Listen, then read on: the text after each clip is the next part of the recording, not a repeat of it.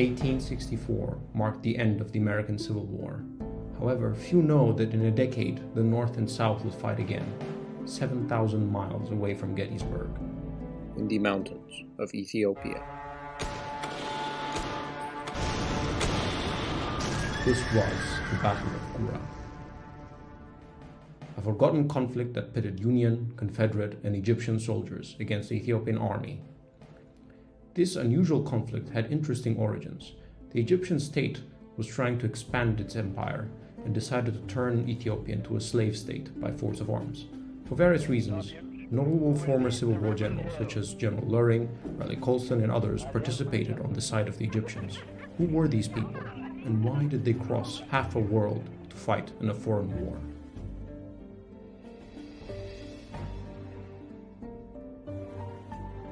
General Loring was born in North Carolina, and he moved to Florida, St. Augustine, Florida, at a young age. He grew up there, joined the state militia. When the Civil War broke out, he fought for the Confederacy, was involved in some of the Eastern Front. I know he didn't get along too well with his superiors, had some arguments with Stonewall Jackson. And then after the war, he went and fought for Egypt against Ethiopia. I know he didn't do too well there. I think he lost that one too. And came back to Florida. Eventually ran for Senate again. I believe he lost as well, and he died later.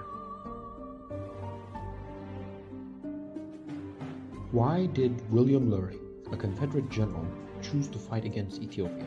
Did racial views affect his decision? Absolutely. I think that's $1 million question, especially, sometimes we get the impression, this is kind of a long backstory, but sometimes we get the impression about people who were fighting in the Union Army that they were committed abolitionists, but actually most Northern soldiers that ended up in the U.S. Army, including many of the commanders, the officers, didn't necessarily believe in racial equality. So they had racist attitudes towards Black people. And so that's also certainly true of people that fought in the Confederacy to defend the institution of slavery. And so there's no way to separate these folks, these mercenaries, pre-war and wartime racial attitudes from their post-war mercenary work in Africa, in the context of Africa. And so totally, I think that the way that they would have reacted to the people that they're tasked by Egypt with fighting against would have affected the way that they saw their job.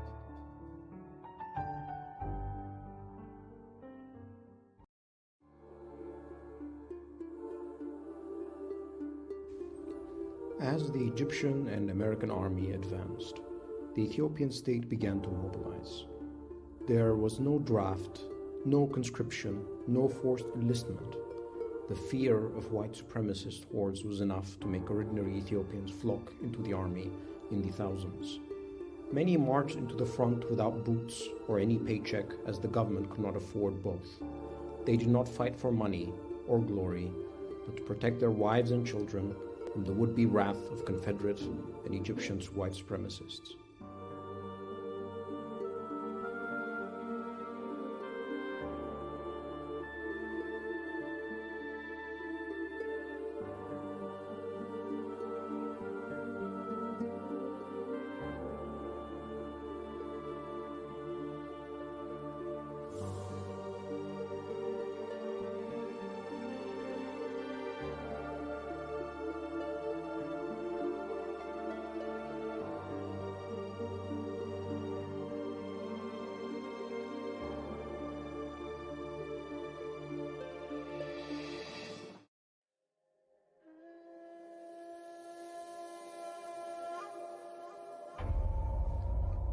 As both sides prepared to fight, General Luring was confident, as he had a technological upper hand. However, he made one fatal flaw. He left the fort he built to fight the Ethiopian army head-on. He believed Ethiopians were a racially inferior people that could be crushed and enslaved easily. Fate, however, had a different plan.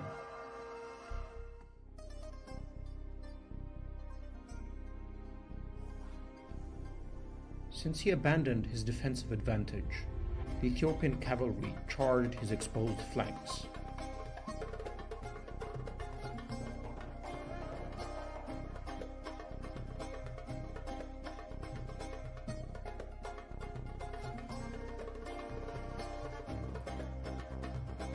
It was a complete rout.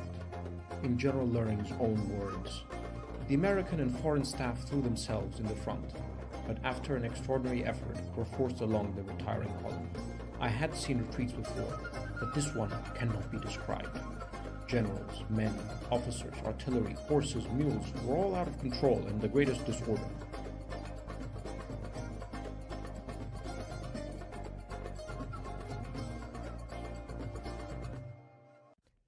This reminds me personally of the movie Birth of the Nation, where it once said, "The North and South shall rise again to defend their Aryan birthright." But the North and South did rise 35 years prior to the movie, and it was their attempt to enforce their Aryan birthright that became a death sentence in the mountains of Ethiopia.